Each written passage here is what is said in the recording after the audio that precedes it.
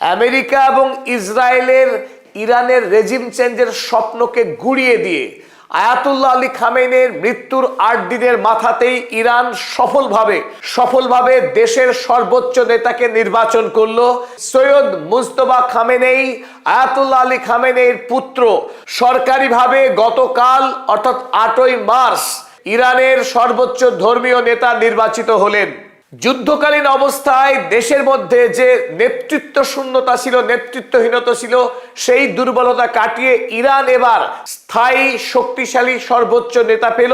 এতে আশা করা হচ্ছে আমেরিকা এবং ইসরায়েলের বিরুদ্ধে যে যুদ্ধ, সেই যুদ্ধের গতি আরো ত্বরান্বিত হবে। ইরানের পক্ষে প্রত্যাঘাত আরো অনেক বেশি জোরালো হবে ইসরায়েল এবং আমেরিকার বিরুদ্ধে এই যুদ্ধ। আয়াতুল্লাহ আলী খামেনিকে হত্যা করবার পর আমেরিকা এবং ইসরায়েল তারা ভেবেছিল দেশের মধ্যে যারা বিরোধী গোষ্ঠী তারা তীব্র আন্দোলন শুরু করবে এবং সেই সুযোগে দেশের মধ্যে যে ইসলামিক যে শাসন ব্যবস্থা চালু আছে সেই শাসন ব্যবস্থা তাসের ঘরের মতো ভেঙে পড়বে। সুযোগে ইসরায়েল এবং আমেরিকা তাদের পছন্দের রেজা পেহলভিকে এসে ক্ষমতায় বসিয়ে দেবেন। আমেরিকা এবং ইসরায়েলের সেই ষড়যন্ত্র সম্পূর্ণরূপে ব্যর্থ। ইরান দেখিয়ে দিয়েছে তারা আমেরিকা এবং ইসরায়েলের বিরুদ্ধে যুদ্ধে ঐক্যবদ্ধ। ১৯৭৯ সাল থেকে আজ অবধি ৪৭ বছর ধরে যে শাসন ব্যবস্থা ইরানে চলছে, সেই শাসন ব্যবস্থার প্রতি ইরানের মানুষের অটুট ভরসা রয়েছে। তারা আবারও দেখিয়ে দিল পশ্চিমী দুনিয়াকে আয়াতুল্লাহ আলী খামেনির নেতৃত্ব এবং তার পুত্র সৈয়দ মুজতবা খামেনির প্রতি তাদের অকুণ্ঠ আস্থার কথা। মুজতবা আলী ইরানের সর্বোচ্চ নেতা নির্বাচিত হওয়ার পর আমেরিকায় ডোনাল্ড ট্রাম্পের মুখে চুনকালি পড়ে গেল। আমেরিকার মানুষ এখন বলছে ৮৭ বছরের খামেনির পরিবর্তে ডোনাল্ড ট্রাম্প আরো বেশি কঠোর, আরো বেশি পশ্চিমা বিরোধী ৫৬ বছর বয়সী খামেনিকে ক্ষমতায় আনলেন ইরানে। অর্থাৎ ডোনাল্ড ট্রাম্পের চাল সম্পূর্ণ বুমেরাং হয়ে গেল। ডোনাল্ড ট্রাম্প তিনি নিজের গালে আরো একটা থাপ্পড় মারলেন। ইরানের কাউন্সিল অফ এক্সপার্টস তারা আয়াতুল্লাহ খামেনির নাম ঘোষণা করবার পর দেশের প্রশাসনিক এবং গণতান্ত্রিক যতগুলো ইনস্টিটিউশন রয়েছে তারা প্রত্যেকেই এই মুজতবা খামেনিকে আনুষ্ঠানিকভাবে তারা স্বীকৃতি দিয়েছে। ইরানের পক্ষে ইরানের ইসলামিক রেভলিউশনারি গার্ড কর্পস অর্থাৎ ইরানের সবচেয়ে শক্তিশালী সৈন্যবাহিনী তারা প্রথমেই আয়াতুল্লাহ মুজতবা খামেনিকে উষ্ণ অভ্যর্থনা জানিয়েছে তাদের পক্ষে। তারপর দেশের আর্ম ফোর্স, ন্যাশনাল পুলিশ এবং ইরানের ন্যাশনাল সিকিউরিটি কাউন্সিলের চেয়ারপারসন আলী লারিজানি, যিনি আমেরিকা এবং ইসরায়েলের বিরুদ্ধে এই যুদ্ধের নেতৃত্ব দিচ্ছেন, সেই আলী লারিজানিও অভিবাদন জ্ঞাপন করেছেন এই নবনির্বাচিত দেশের সর্বোচ্চ ধর্মীয় নেতাকে। দেশের রাষ্ট্রপতি মাসুদ পেজেশকিয়ান এবং পার্লামেন্টের নেতৃত্বের পক্ষেও এই নতুন নেতাকে সাদরে গ্রহণ করা হয়েছে।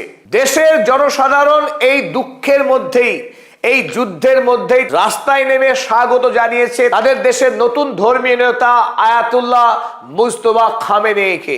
এবং তারই মাধ্যমে পশ্চিমী দুনিয়ার যে ষড়যন্ত্র ছিল ইরানের মধ্যে ডিভাইড অ্যান্ড রুল করা, দেশের মানুষকে দুটি ভাগে ভাগ করা যে ষড়যন্ত্র করেছিল, সেই ষড়যন্ত্র সম্পূর্ণরূপে ব্যর্থ। দেশের মানুষ বর্তমানে যে শাসন কাঠামো রয়েছে ইরানে তার প্রতি তারা আস্থা রেখেছেন। রাষ্ট্রপতি পেজেশকিয়ানের মতে নতুন নেতার নেতৃত্বে ইরান আরো বেশি সমৃদ্ধি এবং আরো বেশি শক্তি ঐক্যের পথে এগিয়ে যাবে। ইসরায়েলের সংবাদপত্র টাইমস অফ ইসরায়েল লিখছে, more hardline than his father, Mojtaba খামেনি's appointment signals defiance and revenge। Ayatollah Ali খামেনির থেকে অনেক বেশি কঠোর, অনেক বেশি চরমপন্থী এই মুজতবা। এই নতুন নেতার নেতৃত্বে ইরান আগামী দিনে আরো বেশি প্রতিরোধ এবং আরো বেশি প্রতিশোধের পথে হাঁটবে, তাতে সন্দেহ নেই ইসরায়েলের। আয়াতুল্লাহ মুজতবা খামেনি ইসরায়েল এবং আমেরিকার বিরুদ্ধে অনমনীয় দৃষ্টিভঙ্গি বজায় রাখেন। ব্যক্তিগত জীবনেও তিনি শিকার হয়েছেন আমেরিকা এবং ইসরায়েলের নিষ্ঠুরতার। তার নিজের স্ত্রী খুন হয়েছে আমেরিকার হাতে, নিজের পিতা খুন হলেন ৮ তারিখে, নিজের মাতা, গোটা পরিবারের অসংখ্য সদস্য খুন হয়েছে ইসরায়েল এবং আমেরিকার হাতে। তাই যখন মুজতবা ক্ষমতায় এলেন আগামী দিনে বদলা নেবার পালা, প্রতিটি খুনের প্রতিশোধ নেবেন মুজতবা, এইটাই এখন আশঙ্কা করছে ইসরায়েল। তাই আয়াতুল্লাহ আলী খামেনেই যখন আমেরিকার বিরুদ্ধে ৩৬ বৎসর ধরে তিনি সর্বোচ্চ নেতা হিসেবে লড়াই চালিয়ে গিয়েছেন, একমাত্র নেতা হিসেবে পৃথিবীতে, তখন তার পুত্র মুজতবা বাবার থেকেও অনেক বেশি কঠোর হবেন এবং অনেক বেশি দৃঢ় অবস্থান গ্রহণ করবেন, সেটাই এখন অনুমান করছে ইসরায়েল এবং আমেরিকা। ইসরায়েল এবং আমেরিকা এখন আতঙ্কিত এই নতুন নেতার নিয়োগে। ডোনাল্ড ট্রাম্প দাবি করেছিলেন ইরানের পরবর্তী নেতা নির্বাচন করবেন খোদ তিনি, কারণ তিনি এখন নাকি ইরানের ভাগ্য বিধাতা। তাই তার গালে সপাটে থাপ্পড় মেরে ইরান দেখিয়ে দিয়েছে যে ইরান একটি সার্বভৌম রাষ্ট্র, তারা আমেরিকার কাছে কোনোভাবেই মাথা নত করবে না আত্মসমর্পণ। তাদের দেশের নেতা তারাই নির্বাচন করবে এবং এমন নেতাকে নির্বাচন করবে যে নেতা আগামী দিনে আরো 6টি রাষ্ট্রপতিকে অতিক্রম করবে, যেভাবে আয়াতুল্লাহ আলী খামেনেই 1989 সাল থেকে ধারাবাহিক 2026 সাল পর্যন্ত আমেরিকার 6 রাষ্ট্রপতিকে অতিক্রম করে দাঁড়িয়েছিলেন বীরের মতো, সেইভাবেই মুজতবা নতুনভাবে নির্বাচিত হলেন।